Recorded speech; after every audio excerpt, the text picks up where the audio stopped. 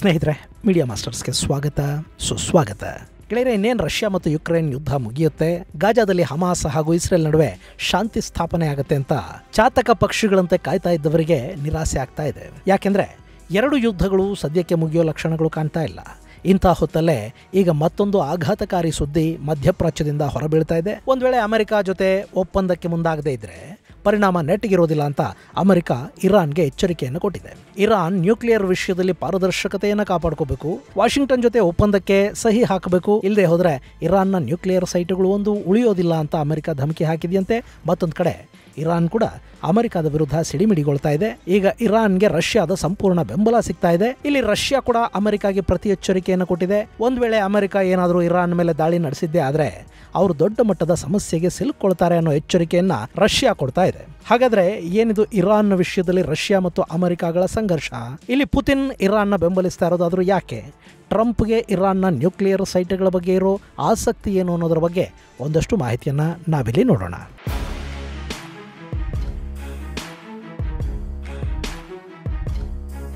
ಗೆಳೆಯರೆ, ಇರಾನ್ ಮತ್ತು ಅಮೆರಿಕದ ನಡುವಿನ ಸಂಘರ್ಷ ಹೆಚ್ಚಾಗೋ ಹಾಗೆ ಕಾಣ್ತಾ ಇದೆ. ಇರಾನ್ನ ನ್ಯೂಕ್ಲಿಯರ್ ಆಕ್ಟಿವಿಟಿಗಳ ಬಗ್ಗೆ ಹೆಚ್ಚು ತಲೆ ಕೆಡಿಸಿಕೊಂಡಿರೋ ಅಮೆರಿಕ ಹಾಗೂ ಇಸ್ರೇಲ್ಗಳು ಇರಾನ್ಗೆ ನೇರವಾಗಿ ಧಮಕಿಯನ್ನು ಕೊಟ್ಟಿವೆ. ನಾವು ಯಾವುದೇ ಕಾರಣಕ್ಕೂ ಇರಾನ್ ಅಣುಶಕ್ತ ದೇಶ ಆಗೋದಕ್ಕೆ ಬಿಡೋದಿಲ್ಲ. ಒಂದು ವೇಳೆ ನಮ್ಮ ಮಾತು ಕೇಳದೆ ಇರಾನ್ ಏನಾದರೂ ಅಂಥ ದುಸ್ಸಾಹಸಕ್ಕೆ ಕೈ ಹಾಕಿದ್ದೇ ಆದರೆ ನಾವು ಇರಾನ್ ವಿರುದ್ಧ ದಾಳಿಗಿಳಿಯೋದಕ್ಕೆ ಸಿದ್ಧ.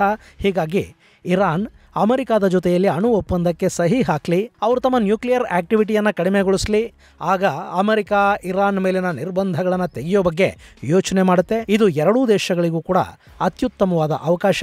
ಹೀಗಾಗಿ ಇರಾನ್ ಈ ವಿಷಯದಲ್ಲಿ ಸೀರಿಯಸ್ ಆಗಿ ಯೋಚನೆ ಮಾಡಬೇಕು ಅಂತ ಅಮೆರಿಕ ಈ ಹಿಂದೆ ಹೇಳಿತ್ತು. ಆದರೆ ಅಮೆರಿಕದ ಈ ಮಾತಿಗೆ ಇರಾನ್ನ ಅಧ್ಯಕ್ಷ ಪೆಜೆಶ್ಕಿಯಾನ್ ಸರಿಯಾಗಿ ಉತ್ತರವನ್ನು ಕೊಟ್ಟಿದ್ದಾರೆ. ನಾವು ಮಾತುಕತೆಗಳನ್ನು ಬೆಂಬಲಿಸ್ತೀವಿ, ಆದರೆ ನ್ಯೂಕ್ಲಿಯರ್ ವೆಪನ್ನ ವಿಷಯದಲ್ಲಿ ಅಮೆರಿಕ ಹಾಗೂ ಇಸ್ರೇಲ್ಗಳ ಹೇಳೋದನ್ನ ಕೇಳೋದಕ್ಕೆ ನಾವು ಸಿದ್ಧ ಇಲ್ಲ ಅಂತ ಪೆಜೆಶ್ಕಿಯಾನ್ ಹೇಳಿದ್ದಾರೆ. ಆ ಮೂಲಕ ಅಮೆರಿಕದ ಮಾತುಕತೆಯ ಪ್ರಸ್ತಾಪವನ್ನ ಇರಾನ್ ತಿರಸ್ಕರಿಸಿಬಿಟ್ಟಿದೆ. ಇದು ಟ್ರಂಪ್ ನಿದ್ದೆಗೆಡಿಸ್ತಾ ಇದೆ. ಹೀಗಾಗಿ ಅಮೆರಿಕ ಇರಾನ್ಗೆ ನ್ಯೂಕ್ಲಿಯರ್ ಸೈಟ್ಗಳ ಮೇಲೆ ದಾಳಿ ಮಾಡೋ ಎಚ್ಚರಿಕೆಯನ್ನು ಕೊಟ್ಟಿದೆ. ಇಷ್ಟಾದರೂ ಕೂಡ ಇರಾನ್ ಅಮೆರಿಕದ ಈ ಬೆದರಿಕೆಗಳಿಗೆ ಬಗ್ಗೋ ಸ್ಥಿತಿಯಲ್ಲಿಲ್ಲ. ಮತ್ತೊಂದು ಕಡೆ ಇರಾನ್ ಕೂಡ ಅಮೆರಿಕದ ಸಂಭಾವ್ಯ ದಾಳಿಯನ್ನು ಎದುರಿಸೋದಕ್ಕೆ ಬೇಕಾದ ತಯಾರಿಯನ್ನು ಮಾಡ್ಕೊಂಡು ಹಾಗೆ ಕಾಣ್ತಾ ಇದೆ. ಅವರು ಅಮೆರಿಕಾಗೆ ಎಚ್ಚರಿಕೆಯನ್ನು ಕೊಡ್ತಾ ಇದ್ದು, ಒಂದು ವೇಳೆ ಅಮೆರಿಕ ಏನಾದರೂ ಇರಾನ್ ಮೇಲೆ ದಾಳಿ ಮಾಡಿದರೆ ಬಹುದೊಡ್ಡ ಸಮಸ್ಯೆಯನ್ನ ಅಮೆರಿಕ ಎದುರಿಸಬೇಕಾಗುತ್ತೆ. ಇರಾನ್ ಅಮೆರಿಕದ ಯುದ್ಧ ನೌಕೆಗಳನ್ನ, ಸೆಂಟ್ರಲ್ ಕಮಾಂಡ್ನ ಸೇನೆಯನ್ನ ಗುರಿಯಾಗಿಸಿಕೊಂಡು ದಾಳಿ ಮಾಡೋದಕ್ಕೆ ಸಿದ್ಧ ಇದೆ. ಹೀಗಾಗಿ ಅಮೆರಿಕ ತನ್ನ ಅಗ್ರೆಷನ್ ಅನ್ನ ಕಡಿಮೆ ಮಾಡಿಕೊಂಡ್ರೆ ಒಳ್ಳೆಯದು ಅನ್ನೋ ಮಾತನ್ನ ಇರಾನ್ ಹೇಳ್ತಾ ಇದೆ. ಯಾವಾಗ ಇರಾನ್ ಅಮೆರಿಕಾಗೆ ಪ್ರತ್ಯುತ್ತರವನ್ನು ಕೊಡೋದಕ್ಕೆ ಶುರು ಮಾಡ್ತೋ ಆಗ ಅಮೆರಿಕ ಕೂಡ ಎಚ್ಚೆತ್ಕೊಂಡಂಗೆ ಕಾಣ್ತಾ ಇದೆ. ಅವರು ತಮ್ಮ ಯುದ್ಧ ನೌಕೆಗಳು, ವಾಯುಪಡೆಯ ವಿಮಾನಗಳನ್ನ ಇರಾನ್ಗೆ ತುಂಬಾ ಹತ್ತಿರ ಜಮಾವಣೆ ಮಾಡ್ತಾ ಇದ್ದಾರೆ. ಇತ್ತೀಚೆಗೆ ಬ್ರಿಟಿಷ್ ಇಂಡಿಯನ್ ಓಷನ್ ಟೆರಿಟರಿಯಲ್ಲಿ ಅಮೆರಿಕದ ಸೇನೆ ಬಂದಿಳಿದಿದೆ. ಹಾಗೇನೆ ಇರಾನ್ ಅನ್ನ ಟೈಟ್ ಮಾಡೋ ನಿಟ್ಟಲ್ಲಿ ಇರಾನ್ ಮೇಲೆ ಮತ್ತಷ್ಟು ನಿರ್ಬಂಧಗಳನ್ನು ವಿಧಿಸೋದಕ್ಕೆ ಅಮೆರಿಕ ಮುಂದಾಗ್ತಾ ಇದೆ. ಇಲ್ಲಿ ಇರಾನ್ ಮೂಲದ ಮತ್ತು ಚೈನಾ ಹಾಗೂ UAEಗಳಲ್ಲಿದ್ದ ಎರಡು ಕಂಪನಿಗಳ ಮೇಲೆ ಅಮೆರಿಕ ನಿರ್ಬಂಧವನ್ನು ವಿಧಿಸಿದೆ. ಇನ್ನು ಇರಾನ್ನ ನ್ಯೂಕ್ಲಿಯರ್ ವೆಪನ್ಗಳಿಗೆ ಸಹಾಯ ಮಾಡ್ತಾ ಇದ್ದ ಅನ್ನೋ ಕಾರಣಕ್ಕೆ ಇರಾನ್ನ ಪ್ರಜೆ ಮೇಲೆ ಕೂಡ ಅಮೆರಿಕ ನಿರ್ಬಂಧಗಳನ್ನು ವಿಧಿಸಿದೆ. ಇರಾನ್ ಮಾತು ಕೇಳದೆ ಹೋದ್ರೆ ಇನ್ನಷ್ಟು ನಿರ್ಬಂಧಗಳಿಗೆ ಅವರು ಸಿದ್ಧ ಆಗಬೇಕಾಗತ್ತೆ ಅನ್ನೋ ಮಾತನ್ನ ಟ್ರಂಪ್ ಆಡ್ತಾ ಇದ್ದಾರೆ. ಸೊ ಇಂಥ ಘಟನೆಗಳು ನಡೀತಿರೋ ಹೊತ್ತಲ್ಲಿ ಇರಾನ್ನ ಬೆಂಬಲಕ್ಕೆ ರಷ್ಯಾ ಬಂದಿದೆ. ಇಲ್ಲಿ ರಷ್ಯಾ ಅಮೆರಿಕಕ್ಕೆ ನೇರವಾಗಿ ಒಂದು ಎಚ್ಚರಿಕೆಯನ್ನು ಕೊಟ್ಟಿದ್ದು, ಒಂದ್ ವೇಳೆ ಅಮೆರಿಕ ಏನಾದರೂ ಇರಾನ್ನ ನ್ಯೂಕ್ಲಿಯರ್ ಸೈಟ್ಗಳ ಮೇಲೆ ದಾಳಿ ಮಾಡಿದ್ರೆ ಭಾರಿ ಪ್ರತಿದಾಳಿಯನ್ನು ಎದುರಿಸಬೇಕಾಗಿ ಬರುತ್ತೆ. ರಷ್ಯಾ ಇಲ್ಲಿ ಇರಾನ್ನ ಪರ ನೇರವಾಗಿ ನಿಂತುಕೊಳ್ಳುತ್ತೆ ಅನ್ನೋ ಸಂದೇಶವನ್ನ ರಷ್ಯಾದ ಉಪ ವಿದೇಶಾಂಗ ಸಚಿವ ಸೆರ್ಗೈ ರ್ಯಾಬ್ಕೋವ್ ತಿಳಿಸಿದ್ದಾರೆ. ಇದು ಅಮೆರಿಕ ಮತ್ತು ರಷ್ಯಾಗಳ ನಡುವಿನ ಸಂಬಂಧವನ್ನ ಇನ್ನಷ್ಟು ಹದಗೆಡಿಸುವ ಸಾಧ್ಯತೆ ಇದೆ ಅಂತ ಅಂತಾರಾಷ್ಟ್ರೀಯ ರಕ್ಷಣಾ ತಜ್ಞರು ಅಭಿಪ್ರಾಯ ಪಡ್ತಾ ಇದ್ದಾರೆ.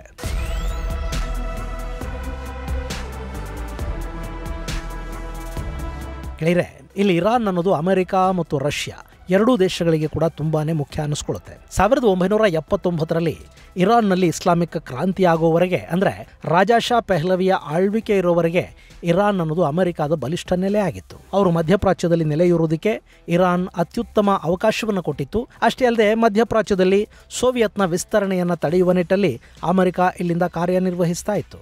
ಆದರೆ ಯಾವಾಗ ಅಲ್ಲಿ ಇಸ್ಲಾಮಿಕ್ ಕ್ರಾಂತಿ ಆಯಿತೋ, ರಷ್ಯಾ ಬೆಂಬಲಿತ ಆಯತುಲ್ಲಾ ರುಹಲ್ಲಾ ಖೊಮೇನಿ ಇರಾನ್ನ ಸರ್ವೋಚ್ಚ ನಾಯಕನಾದ್ನೋ ಅಲ್ಲಿಂದ ಇರಾನ್ನ ಹಿಡಿತ ರಷ್ಯಾದ ಕೈಗೆ ಸಿಗ್ತಾ ಬಂತು. ಹಾಗಂತ ರಷ್ಯಾ ಏನು ಅಲ್ಲಿನ ಆಡಳಿತದಲ್ಲಿ ಹಸ್ತಕ್ಷೇಪ ಮಾಡಿದೆ ಅಂತಲ್ಲ, ಬದಲಾಗಿ ಇರಾನನ್ನು ತನ್ನ ಮುಷ್ಟಿಯಲ್ಲಿಟ್ಟುಕೊಂಡ್ರೆ ಅರಬ್ಬಿ ಸಮುದ್ರಕ್ಕೊಂದು ಎಂಟ್ರಿ ಸಿಗುತ್ತೆ ಅನ್ನೋ ನಂಬಿಕೆ ರಷ್ಯಾದ್ದು. ಹೀಗಾಗಿ ರಷ್ಯಾ ಅಲ್ಲಿಂದ ಇಲ್ಲಿವರೆಗೆ ಇರಾನ್ನ ಜೊತೆಯಲ್ಲಿ ಅತ್ಯುತ್ತಮ ಸಂಬಂಧವನ್ನು ಇಟ್ಟುಕೊಂಡು ಬರ್ತಾ ಇದೆ. ಅಷ್ಟೇ ಅಲ್ಲದೆ ಮಧ್ಯಪ್ರಾಚ್ಯದಲ್ಲಿ ಅಮೆರಿಕಾಗೆ ಟಕ್ಕರ್ ಕೊಡಬೇಕು ಅಂದರೆ ಅಲ್ಲಿ ರಷ್ಯಾಗೊಬ್ಬ ಬಲಿಷ್ಠ ಸ್ನೇಹಿತನ ಅವಶ್ಯಕತೆ ಕೂಡ ಇದೆ. ಹೀಗಾಗಿ ಇರಾನ್ ಅನ್ನ ರಷ್ಯಾ ಯಾವುದೇ ಕಾರಣಕ್ಕೂ ಬಿಟ್ಕೊಡ್ತಾ ಇಲ್ಲ. ಇನ್ನು ಇತ್ತೀಚೆಗಂತೂ ಇರಾನ್ ಮತ್ತು ರಷ್ಯಾಗಳ ನಡುವೆ ರಕ್ಷಣಾ ಒಪ್ಪಂದ ಕೂಡ ಆಗಿದೆ. ಇರಾನ್ ತನ್ನ ಶಾಹಿದ್ ಕಾಮಿಕಾಜಿ ಡ್ರೋನ್ಗಳನ್ನ ರಷ್ಯಾಗೆ ಕೊಟ್ಟಿದೆ. ಆ ಡ್ರೋನ್ಗಳು ಯುಕ್ರೇನ್ನ ವಿರುದ್ಧದ ಯುದ್ಧದಲ್ಲಿ ಮೇಲುಗೈ ಸಾಧಿಸೋದಕ್ಕೆ ರಷ್ಯಾಗೆ ಸಹಾಯ ಕೂಡ ಮಾಡಿವೆ. ಸೊ ರಷ್ಯಾ ಕೂಡ ಇಲ್ಲಿ ಇರಾನ್ ಸಂಕಷ್ಟದಲ್ಲಿರುವ ಸಮಯದಲ್ಲಿ ಅವರ ಬೆನ್ನಿಗೆ ನಿಲ್ಲುವ ಮಾತುಗಳನ್ನು ಆಡ್ತಾ ಇದೆ. ಗೆಳೆಯರೆ, ಇಲ್ಲಿ ಇರಾನ್ ಏಕಾಂಗಿಯಾಗಿದ್ರೆ ಅದನ್ನು ಮಣಿಸೋದು ಸುಲಭ. ಆದರೆ ಅವರಿಗೆ ರಷ್ಯಾದ ಬೆಂಬಲ ಸಿಕ್ಕಿಬಿಟ್ರೆ ಇರಾನ್ನ ಸೋಲಿಸೋದು ಕಷ್ಟ ಆಗಬಹುದು. ಹಾಗೆಯೇ ಇರಾನ್ನ ಆಯುಧ ಬಲ ಕೂಡ ಹೆಚ್ಚಾಗುವ ಸಾಧ್ಯತೆ ಇರುತ್ತೆ. ಇನ್ನು ಅಮೆರಿಕ ತನ್ನ ನೆಲದಿಂದ ದೂರ ನಿಂತು ಇರಾನ್ ವಿರುದ್ಧ ಹೋರಾಟ ಮಾಡಬೇಕಾದ ಅನಿವಾರ್ಯತೆಗೆ ಬೀಳುತ್ತೆ. ಇದು ಅವರಿಗೆ ಬಹುದೊಡ್ಡ ಹಿನ್ನಡೆಯಂತೆ ಕಾಣುತ್ತೆ. ಇನ್ನು ಅಮೆರಿಕ ಇಸ್ರೇಲ್ನಿಂದ ತನ್ನ ಹೋರಾಟವನ್ನು ಮುಂದುವರಿಸಬಹುದು. ಆದರೆ ಅಲ್ಲಿಂದ ಕೂಡ ಇರಾನ್ ಅನ್ನು ತಲುಪೋದು ಕಷ್ಟ ಆಗುತ್ತೆ. ಹೀಗಾಗಿ ಇಲ್ಲಿ ಅಮೆರಿಕ ಯುದ್ಧ ದಾಳಿ ಅಂತ ಬೆದರಿಸಿ ಇರಾನ್ಗೆ ಮತ್ತೊಂದು ಕಡೆಯಿಂದ ಪೆಟ್ಟು ಕೊಡುವ ತಂತ್ರವನ್ನು ಅನುಸರಿಸಬಹುದು. ಅದರಲ್ಲೂ ಇಸ್ರೇಲ್ ಈ ಹಿಂದೆ ಹೇಗೆಲ್ಲ ಅಲ್ಲಿನ ಅಣ್ವಸ್ತ್ರ ಕಾರ್ಯಕ್ರಮಗಳನ್ನು ನಿಲ್ಲಿಸಿತ್ತೋ ಅದೇ ಮಾದರಿಯ ದಾಳಿಗಳನ್ನು ಇಸ್ರೇಲ್ ಮೂಲಕ ಅಮೆರಿಕ ಮಾಡಿಸಬಹುದು. ಆಗ ರಷ್ಯಾ ಕೂಡ ಅಮೆರಿಕದ ವಿರುದ್ಧ ನೇರವಾಗಿ ಯುದ್ಧಕ್ಕಿಳಿಯೋದಕ್ಕೆ ಸಾಧ್ಯ ಆಗೋದಿಲ್ಲ. ಸೊ ಇಲ್ಲಿ ಅಮೆರಿಕ ಸ್ವಲ್ಪ ಮಟ್ಟಿಗೆ ಕಾದು ನೋಡುವ ತಂತ್ರವನ್ನು ಅನುಸರಿಸುವ ಸಾಧ್ಯತೆ ಇದೆ.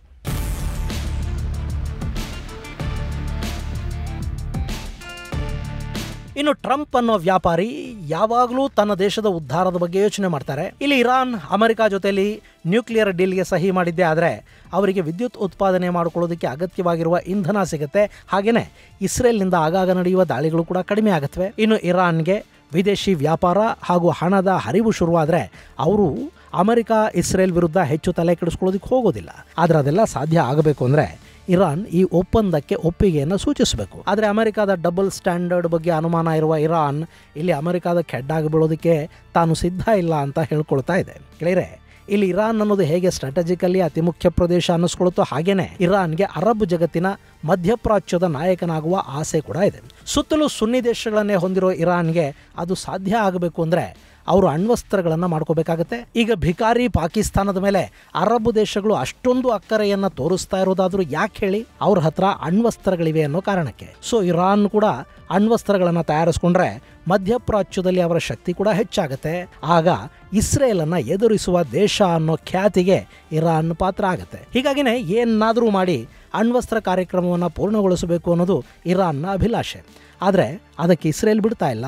ಇನ್ನು ಈಗ ಅಮೆರಿಕ ಕೂಡ ಒಪ್ಪಂದ ಅಂತ ಹೇಳ್ತಾ ಇದ್ದು, ಒಂದು ವೇಳೆ ಈ ಒಪ್ಪಂದಕ್ಕೆ ಸಹಿ ಬಿದ್ದರೆ ಇರಾನ್ ಯಾವತ್ತೂ ಅಣ್ವಸ್ತ್ರಗಳನ್ನು ಮಾಡ್ಕೊಳ್ಳೋದಕ್ಕೆ ಸಾಧ್ಯ ಇಲ್ಲದ ಹಾಗೆ ಅಮೆರಿಕ ಮಾಡಿಬಿಡುತ್ತೆ. ಹೀಗಾಗಿನೇ ಇಲ್ಲಿ ಇರಾನ್ ತನ್ನ ದೇಶದ ಅಣ್ವಸ್ತ್ರ ಕಾರ್ಯಕ್ರಮದ ಬಗ್ಗೆ ಯೋಚನೆ ಮಾಡ್ತಾ ಅಮೆರಿಕದ ಪ್ರಪೋಸಲನ್ನು ತಳ್ಳಿ ಹಾಕ್ತಾ ಇದೆ. ಸದ್ಯಕ್ಕೆ ಮಧ್ಯಪ್ರಾಚ್ಯ ಹಾಗೂ ರಷ್ಯಾನ ಕಾಡ್ತಾ ಇರುವ ಯುದ್ಧ ಈಗ ಇರಾನ್ನಿಗೂ ಆವರಿಸಿಕೊಳ್ಳುತ್ತಾ ಅನ್ನೋ ಅನುಮಾನಗಳು ಮೂಡ್ತಾ ಇವೆ. ಒಂದು ವೇಳೆ ಅಮೆರಿಕ ಏನಾದರೂ ಇರಾನ್ ಮೇಲೆ ದಾಳಿ ಮಾಡಿದೆ ಆದರೆ ಅಮೆರಿಕದ ಶತ್ರುಗಳೆಲ್ಲ ಒಟ್ಟಾಗಿ ಅವರ ಮೇಲೆ ಬೀಳೋ ಸಾಧ್ಯತೆ ಇರುತ್ತೆ. ಇರಾನ್ನ ವಿಷಯದಲ್ಲಿ ಅಮೆರಿಕ ಹಾಗೂ ರಷ್ಯಾಗಳು ಪರಸ್ಪರ ಯುದ್ಧಕ್ಕೆ ನಿಲ್ಲುತ್ವಾ? ಹಾಗೇನಾದರೂ ಆದರೆ ಮೂರನೇ ಮಹಾಯುದ್ಧವನ್ನು ತಪ್ಪಿಸೋದಕ್ಕಾಗೋದಿಲ್ವಾ? ಈ ಥರದ ಆತಂಕಕಾರಿ ಪ್ರಶ್ನೆಗಳಿಗೆ ಕಾಲವೇ ಉತ್ತರಿಸಬೇಕು. ಇದೆಲ್ಲದರ ನಡುವೆ ಇರಾನ್ ಮೇಲಿನ ದಾಳಿಗೆ ಪ್ರತೀಕಾರ ಹೇಳೋದಾಗಿ ಮಾತಾಡ್ತಿರೋ ರಷ್ಯಾ ಒಂದು ವೇಳೆ ವಾಷಿಂಗ್ಟನ್ ಬಯಸಿದ್ದೇ ಆದರೆ, ಅದಕ್ಕೆ ಟೆಹ್ರಾನ್ ಒಪ್ಪಿದ್ದೇ ಆದರೆ ತಾನು ಅಮೆರಿಕ ಮತ್ತು ಇರಾನ್ ನಡುವೆ ಮಧ್ಯಸ್ಥಿಕೆ ವಹಿಸೋದಕ್ಕೆ ಸಿದ್ಧ. ಜಗತ್ತಲ್ಲಿ ಶಾಂತಿ ಕಾಪಾಡೋ ನಿಟ್ಟಲ್ಲಿ ರಷ್ಯಾದ ಪ್ರಯತ್ನಗಳಿರುತ್ತವೆ.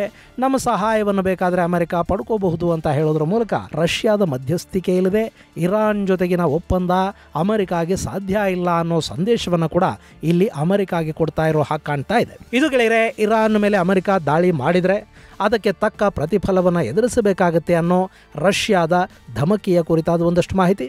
ಮುಂದಿನ ಸಂಚಿಕೆಯಲ್ಲಿ ಮತ್ತಷ್ಟು ವಿಶೇಷಗಳ ಜೊತೆ ಮತ್ತೆ ಭೇಟಿಯಾಗೋಣ. ಅಲ್ಲಿವರೆಗೆ ಜೈ ಹಿಂದ್, ಜೈ ಕರ್ನಾಟಕ.